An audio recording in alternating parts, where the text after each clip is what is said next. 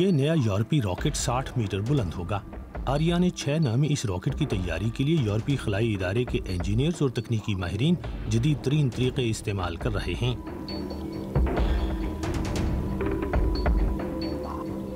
ऐसे tank friction stir welding का तरीका इस्तेमाल करते हुए तैयार किए जाते हैं। इस तरह बनाई गई टैंकियों के मुख्तलिफ हिस्सों के जोड़ बिल्कुल हमवार और इंतहाई देरपा होते हैं। ये वेल्डिंग 500 डिग्री सेंटीग्रेड टेम्परेचर पर भी की जा सकती है। इससे पहले आर्क वेल्डिंग का जो तरीक़ाकार इस्तेमाल होता था उसके लिए 2000 डिग्री सेंटीग्रेड तक दर्जे हरारत की ज़रूरत होती थी। हम यहाँ जो नए मादे इस्तेमाल करते हैं इनमें लिथियम से बनाए गए मादों का तनासुब बहुत ज़्यादा है। लिथियम के बने हिस्सों को आर्क वेल्डिंग के जरिए जोड़ना मुमकिन नहीं होता, इसलिए कि यह धात मुकाबलतन कम दर्जा हरारत पर पिघलकर बुखारात में तब्दील हो जाती है। ये टैंक उस इंजन का हिस्सा है जो रॉकेट के बालाई हिस्से में नस्ब होता है। इसे विंची का नाम दिया गया है, माजी के अजीम मुहक्किक और कंस्ट्रक्टर लियोनार्डो डा विंची के नाम पर।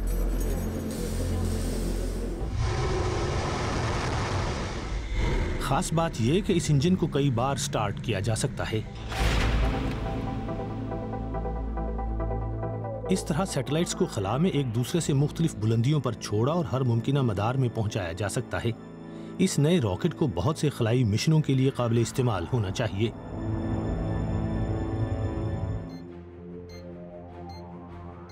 मुस्तकबिल करीब में सैटेलाइट्स के ऐसे नेटवर्क्स का मंसूबा भी बनाया गया है जिनके जरिए मिसाल के तौर पर पूरी दुनिया की इंटरनेट तक रसाई मुमकिन हो जाएगी।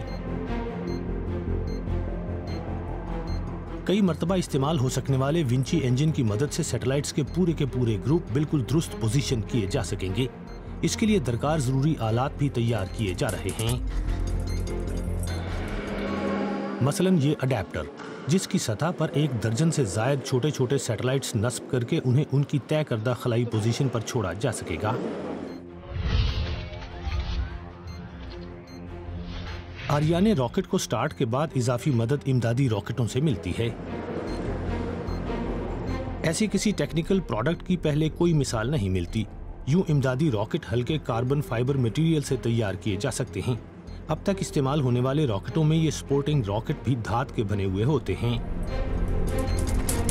इस इंजन के मुख्तलिफ तामीराती हिस्सों को बहुत ज्यादा दबाव बर्दाश्त करने के काबिल होना चाहिए। ये टैंक ठोस ईंधन से भरे जाएंगे। जब ये ईंधन इस्तेमाल किया जाता है तो इंतहाई हद तक दर्जा हरारत और दबाव पैदा होते हैं।